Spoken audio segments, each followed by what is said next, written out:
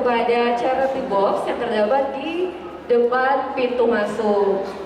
Dan nantinya charity box ini akan kita berikan kepada Yayasan Cacat Ganda Sayap Ibu untuk kita berikan sebagai bentuk charity kita kepada mereka. Ya, jadi Ethnica Fest ini mengamalkan Tridharma Universitas ya. Tridharma Universitas yang ketiga adalah pengabdian masyarakat. Jadi selain mengembangkan soft skill dan hard skill di kuliah, Ethnica Fest juga mengajak teman-teman semua untuk mengabdi ke masyarakat dengan cara menyumbangkan sedikit cinta dan kasih sayangnya melalui charity box yang bisa diisi dengan berbagai macam hal, bisa uang, bisa cincin, berlian, handphone, dan lain sebagainya. Kalau nggak sempat tadi pada saat masuk, bisa nanti saat pulang dari konser hall TBI Ethnica Fest 2017. Ya, betul sekali Reka. Kemudian Ethnica Fest ini mengangkat tema Zaman Edan dengan tagline Ora Edan, Ora Komanan. Di mana Ora Edan, Ora Komanan ini berarti enggak edan, enggak bakal kebagian. Ya baiklah Reka. Kamu udah edan? Aku sedikit edan. Oke, baiklah. Jadi Ethnica Fest 2017 sudah dimulai sejak 6 Mei 2017. Dibuka dengan panggung Kemopiar. Udah pada kesana semua kan kemarin? Seru nggak? Artisnya siapa deh? Ya, artisnya kemarin adalah Didi Kempot. Kemudian acara kedua yaitu ada talk show dari Pak Remy Silado dengan tema Sang Juru Selamat itu bernama Sastra yang kemarin dilaksanakan pada tanggal 12 Mei di Auditorium FIB UGM.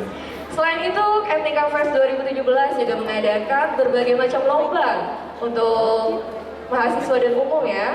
Lomba tersebut ada cipta puisi, cerpen, puisi, dan fotografi. Jadi buat anak-anak fotografi bisa nih kita difoto ya dari arah sana, arah sini, arah sana supaya makin lengkap cinta dan kasihnya buat Ethnica Fest 2017. Ya, betul sekali, Reka. Kemudian ada acara yang selanjutnya itu lomba menggambar dan mewarnai untuk TK dan SD yang diselenggarakan pada tanggal 14 Mei 2017 di FIB UGM. Selain itu, sebagai penutup rangkaian acara Ethnica Fest 2017, malam ini dilaksanakan malam puncak Ethnica Fest 2017 dengan acara pementasan teater di konser hall Taman Budaya Yogyakarta. Nah, acara pementasan teater ini bekerja sama dengan BS Oterja dengan mengangkat teater yang berjudul Mentari Terbenam di Balik Tilam, di mana Mentari Terbenam di Balik Tilam ini terinspirasi dari karya Seno Gumira Adjidharma. Mau tahu karya apa itu? Apa tuh? Merupakan karya cerpen yang berjudul Pring Reketek Gunung Gamping Ambro.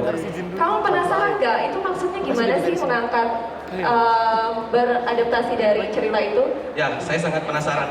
Oh gitu. Kalau gitu kita langsung aja ya tanpa perlu banyak kata-kata lagi.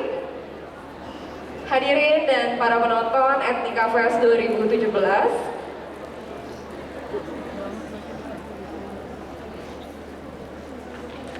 Hadirin penonton dan para pengunjung Ethnica Fest 2017, mari bersama kita dengarkan sambutan dari Ibu Dr. Wening Udasmoro M. Hum selaku Dekan Fakultas Ilmu Budaya Universitas Gadjah Mada. Kepada Ibu Wening kami persilakan.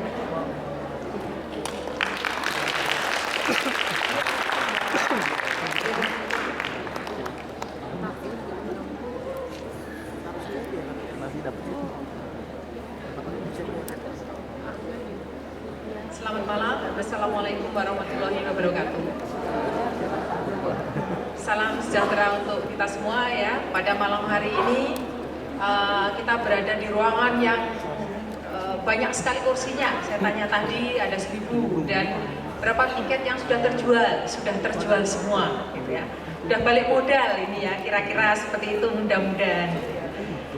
Nah, acara ini tadi juga dibuka dengan satu pertunjukan yang sangat rancak yang menjelaskan satu dinamika yang luar biasa.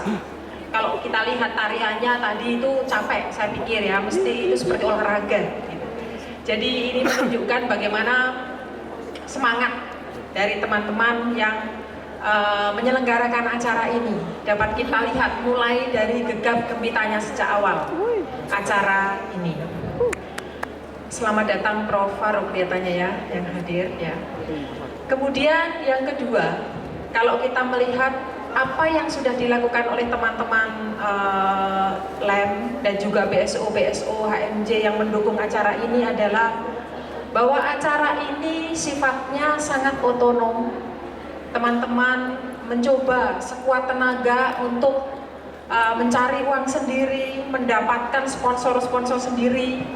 Tapi tadi jadi ketahuan ya, pasti banyak makan karena banyak sekali restoran, kafe-kafe dan lain sebagainya menjadi sponsor bagi teman-teman.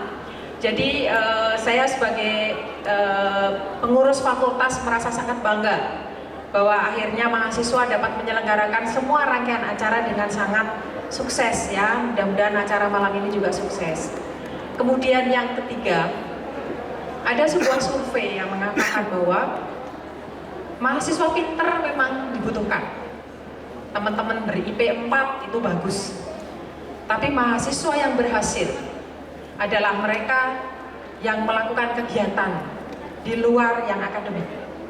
Dan kegiatan di luar akademik yang kalian lakukan ini adalah sebuah sosial kapital, modal sosial bagi kalian semua untuk nanti sukses di masa yang akan datang, karena sosial kapital ini meliputi antara lain bisa bekerja sama, bisa cari duit sendiri, bisa menjalin jejaring dengan yang lain gitu ya.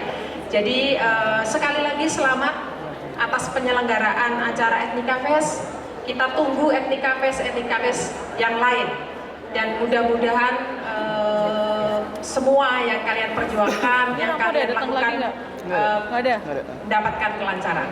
Demikian, wassalamualaikum warahmatullahi wabarakatuh.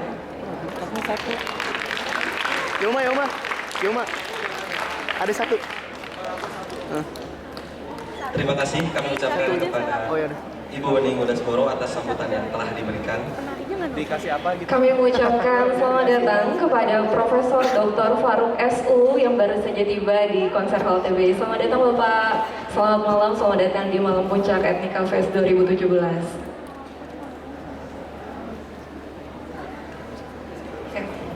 Para penonton Ethnica Fest 2017, atas nama panitia, kami memohon maaf atas pergantian orator untuk orasi budaya pada malam hari ini. Karena satu dan lain hal, Pak Lono digantikan oleh salah satu profesor idola saya nih, Fahmi. Ngomong-ngomong, Profesor idola Reka siapa? Ya, beliau adalah guru besar Universitas Gadjah Mada. Beliau juga merupakan Kepala Program Studi Ilmu Sastra Fakultas Ilmu Budaya Universitas Gadjah Mada.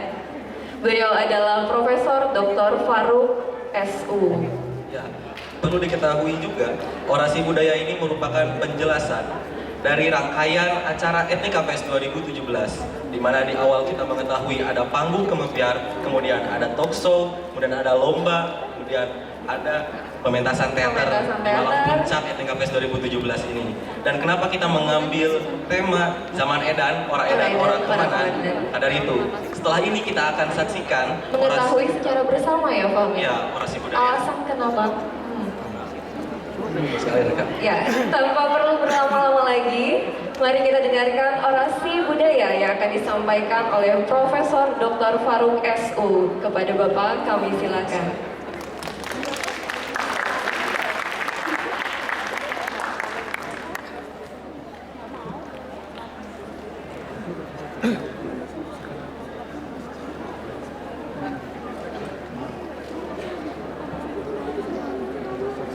Yang buat buku matematika sastra beliau. Oke, selamat malam semuanya. Sebelumnya saya minta maaf karena agak terlambat datang, dan juga minta maaf untuk yang berikutnya karena saya tidak terlalu siap untuk ini. Ini saya agak susah untuk bicara tentang zaman edan karena sudah ada satu buku yang bicara tentang orang gila, dan sangat tidak baik untuk kita membicarakan orang gila dan menggilakan orang. Tapi sekarang ini dalam iklim media sosial yang luar biasa sekarang ini, di mana kita sedang terlibat di dalam satu konflik dan kecenderungan untuk membuat front antara kiri dan kanan, antara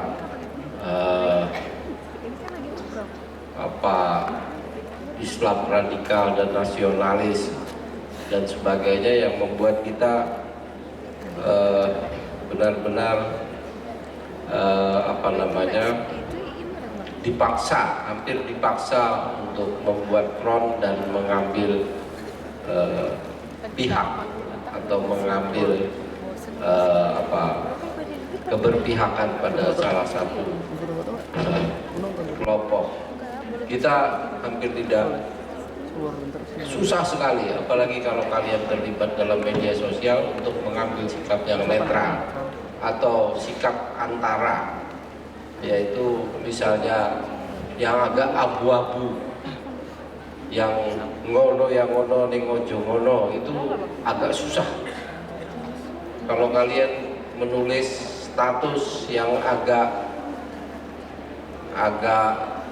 kabur gitu ya, abu-abu, itu like-nya sedikit. Tapi kalau kalian ambil posisi yang tegas, saya waras, kamu edan, atau kamu edan, saya waras, itu, nah itu lagi rame.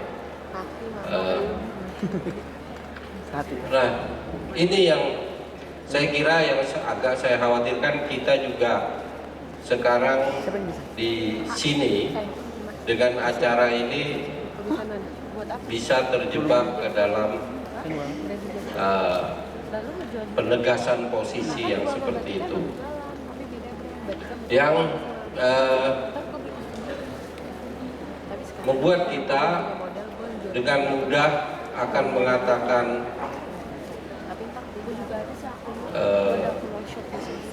kita orang waras dan yang lain orang edan. Kita orang yang tabah, sabar, yang tidak rakus, dan yang lain adalah orang yang rakus, yang kita siap untuk tidak kumanan, yang lain geragas, pengen mangan opo wae, misalnya begitu. Saya kira itu yang sebenarnya harus kita pertimbangkan kembali.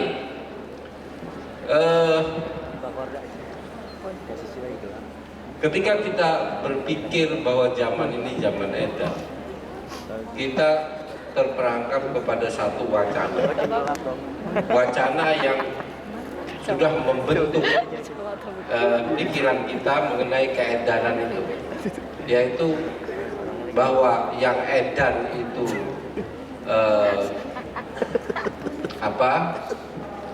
geragas, sedangkan yang tidak edan itu ora kumanan. Nah, yang edan itu bejo, tapi lebih bejo wong sing ora edan, walaupun dia ora kumanan, gitu misalnya. Kalau kita bersikap kritis terhadap wacana ini, kita bisa juga menganggap bahwa sing ngaku ora edan jane ki wong sing ora kumanan, itu juga bisa. Jadi gara-gara orang kumanan lalu kita ngedan-ngedan ke wong, itu juga bisa. Jadi yang penting adalah bahwa kita harus waspada, harus melakukan refleksi diri bahwa apakah betul kita itu tidak ikut edan, atau apakah betul orang lain itu edan.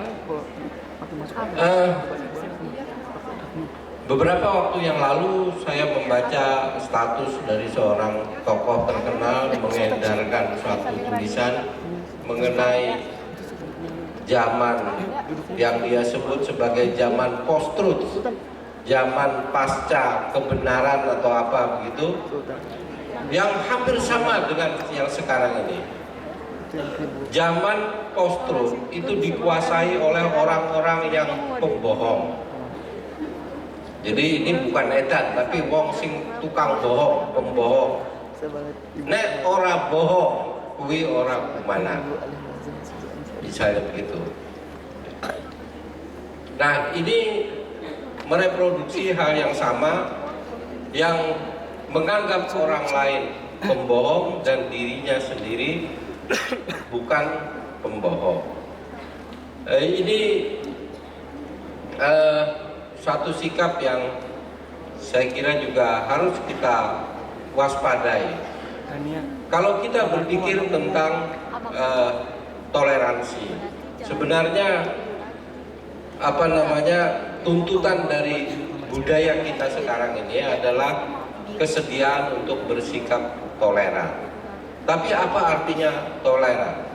Toleran itu artinya kita membuat perbedaan. Membuat perbedaan, tetapi perbedaannya bukanlah perbedaan yang hierarkis, tapi perbedaan yang setara. Jadi kalau ada tipe orang atau kelompok orang atau masyarakat yang menganggap dunia ini homogen, artinya sama. Dia mengasumsikan semua sama sehingga tidak menyadari perbedaan, lalu berlaku sakar PDW, tidak sadar. Mungkin ada orang yang tidak suka, mungkin ada orang yang tidak senang pada apa yang dia anggap menyenangkan. Ada orang yang membuat perbedaan, tapi perbedaannya hierarkis. Saya dan kamu beda, tapi kamu awon, kamu lebih rendah, asor, sedangkan saya lebih tinggi. Nah, ini perbedaan yang menimbulkan penistaan. Nah, kalau kita melihat wacana di media sosial, itu penistaan semua isinya. Yang satu menista yang lain. Itu namanya menciptakan perbedaan yang hierarkis. Perbedaan yang kayak gini tidak akan melahirkan toleransi. Nah, perbedaan yang menimbulkan toleransi hanya bisa adalah perbedaan yang bersifat setara. Artinya kita membedakan, menyadari perbedaan, tetapi perbedaan itu sifatnya setara, tidak hierarkis. Nah, kalau perbedaan itu setara, maka itu sama dengan post-truth. Artinya bahwa semuanya benar. Kita tidak bisa menganggap yang satu benar, yang lain salah. Kita juga tidak bisa menganggap bahwa yang satu bohong, yang lain jujur. Kita tidak bisa menganggap bahwa yang satu edan, yang lain waras. Jadi kita harus bisa istilahnya itu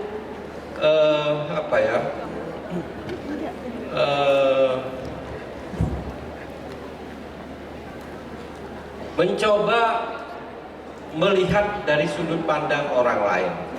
Kalau kita adalah satu diri yang merasa waras, menganggap orang lain edan, maka kita coba pikir, mungkinkah orang lain itu justru menganggap diri kita yang edan, dia yang waras, misalnya begitu. Kalau kita menista orang lain sebagai goblok, sebagai bodoh, sebagai pembohong, maka mungkinkah kita juga sebenarnya dianggap oleh orang lain seperti itu. Nah, ini mencoba melihat yang semacam itu yang saya kira paling penting. Tidak bisa kita melihat bahwa semuanya bodoh atau yang lain bodoh, yang lain maling. Yang kita anggap paling jahat di negeri ini pun sebenarnya mempunyai sesuatu kebenaran. Hanya saja tidak sesuai dengan kesepakatan yang ada. Nah, itu sebenarnya harus dirembuk, bukan disisihkan atau kemudian yaitu diedankan dan kemudian menjadi sah untuk dibinasakan atau dipenjara atau di apa saja. Saya kira itu yang kalau kita di ilmu budaya kita harus sadar juga dengan relativitas kebudayaan, di mana sebenarnya setiap kebudayaan, setiap komunitas, setiap kepercayaan mempunyai kebenarannya sendiri-sendiri, dan tantangan bagi kita adalah bagaimana bisa hidup bersama. Jangan sampai satu gagasan atau pikiran yang sebenarnya menjadi tempat di mana kita disatukan justru menjadi salah satu bentuk perbedaan dan pembedaan yang baru. Ini artinya kita membuat satu kutub yang lain lagi, yang kemudian menistakan yang berbeda dari itu. Saya kira itu yang penting, dan mudah-mudahan kita bisa memikir kembali segala bentuk klasifikasi budaya mengenai manusia, mengenai kebudayaan, mengenai benda-benda dan sebagainya, dan mencoba menimbang kembali bahwa sebenarnya saya kira kita harus percaya bahwa setiap orang, setiap kelompok orang, setiap hal itu bisa dipandang dengan cara yang bermacam-macam dan semuanya adalah sah. Yang penting adalah dalam kehidupan bersama, dalam perbedaan-perbedaan itu kita siap untuk melakukan kompromi-kompromi, melakukan negosiasi, bersikap take and give, mengambil dan menerima, memberi dan menerima. Itu yang saya kira yang paling penting. Saya kira begitu saja. Mudah-mudahan acara ini membawa kita kepada kehidupan yang lebih baik, dan mudah-mudahan juga acara ini memberikan kontribusi bagi wacana yang bisa membuat kehidupan kita menjadi lebih dingin, tidak terlalu menegangkan, dan juga mengarah kepada jalan keluar yang baik. Saya kira begitu saja. Terima kasih.